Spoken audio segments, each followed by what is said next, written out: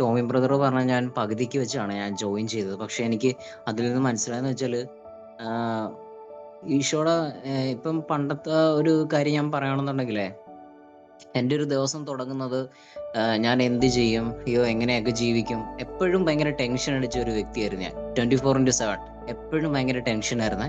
Tension അടിച്ച് ഞാൻ എന്ത് ചെയ്യും.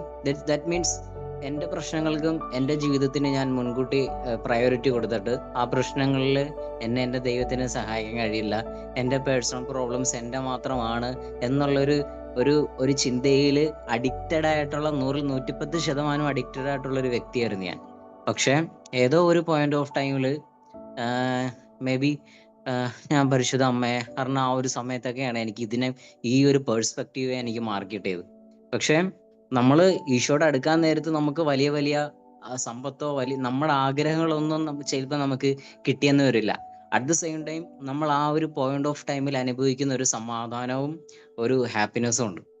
അതായത് നമ്മൾ ചിലപ്പം ഈ ജോലി കിട്ടാൻ വേണ്ടിയും സാമ്പത്തിക ബുദ്ധിമുട്ടുകൾ മാറാൻ വേണ്ടിയും പേഴ്സണൽ പ്രോബ്ലംസ് മാറാൻ വേണ്ടിയിട്ടായിരിക്കും ദൈവത്തെ പ്രാർത്ഥിക്കുക. പക്ഷെ അത് കിട്ടുന്നില്ല എന്നുള്ള ഒരു ചിന്ത വരുമ്പോഴാണ് നമുക്ക് ദൈവമായും നമ്മളായിട്ടുള്ള ഒരു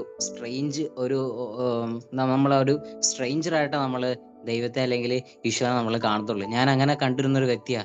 പക്ഷെ ഈശോയുടെ സ്നേഹവും ഈശോയുടെ അടുത്ത് നമ്മൾ ഓരോ സമയം നമ്മൾ പോകുമ്പോഴും, പ്രത്യേകിച്ച് വിശുദ്ധ കുർബാനയൊക്കെ സ്വീകരിക്കുമ്പോൾ ആ ടൈം എന്ന് പറയുന്നത് നമ്മൾ ഈശോനെ ഒത്തിരി അറിയാനായിട്ട് നമുക്ക് സാധിക്കും. ഈശോനെ ജസ്റ്റ് നമ്മൾ ഒരു കൂട്ടുകാരനോട് സംസാരിക്കുമ്പോൾ ഉണ്ടല്ലോ, പക്ഷെ ആ പ്രശ്നങ്ങളൊക്കെ അതേ കണക്ക് തന്നെ കാണും. പക്ഷെ അതിൽ വ്യത്യാസം വരും.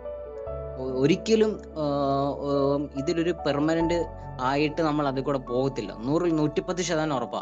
ഈശോ ഒരു വഴി കണ്ടിട്ട് മാത്രമേ നമുക്ക് ആ ഒരു പ്രശ്നം നമ്മുടെ ജീവിതത്തിൽ ഇട്ട് തരത്തുള്ളൂ. പക്ഷെ ആ ഒരു ടൈമിൽ നമ്മൾ സ്വർണം നന്നായിട്ട് ശുദ്ധീകരിക്കുന്നത് പോലെ ഈശോ ശുദ്ധീകരിച്ചുകൊണ്ടിരിക്കുക. ആ സമയത്ത് നമുക്ക് ഒന്നും മനസ്സിലാകത്തില്ല. മൊത്തം ദുഃഖമായിരിക്കും, ദുരിതമായിരിക്കും, നെഗറ്റീവ് ഫീലിങ്സ് ആയിരിക്കും, പ്രാർത്ഥിക്കാൻ പറ്റത്തില്ല, ഒന്നും പറ്റത്തില്ല. പക്ഷെ ആ ഒരു പോയിന്റ് ഓഫ് ടൈമിൽ കഴിഞ്ഞാല് ഈശോയുടെ ഹൃദയത്തിൽ സ്വീകരിക്കുന്ന ഒരു ദൈവസ്നേഹം നമുക്ക് അനുഭവിക്കാൻ പറ്റും. ആ സമയം നമ്മൾ നേരത്തെ ബ്രദർ പറഞ്ഞ കണക്ക് തന്നെ ഈശോയ്ക്ക് നമ്മളെ കുറിച്ചൊരു പദ്ധതിയുണ്ട്.